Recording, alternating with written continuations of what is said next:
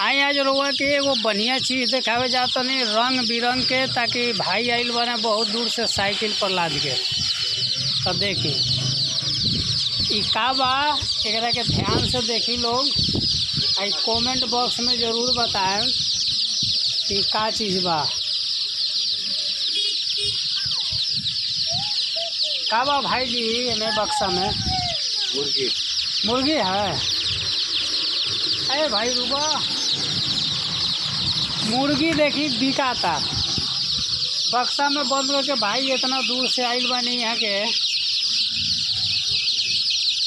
आ भाई हमारे वही खरीद के ले जाता नहीं, देखी प्लास्टिक में। कै गो बा?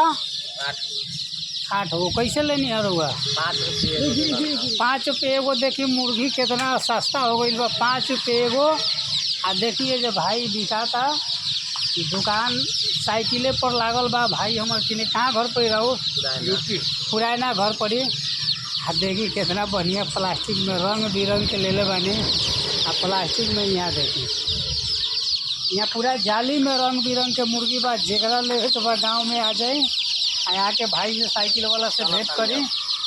आई भाई तो ले लेनी मुर्गी नु और लेवे के बा? ना नहीं चले, बता देनी हमरा गाँव में जइहन होने का लोग। अच्छा अच्छा, चलिए बहुत बहुत धन्यवाद।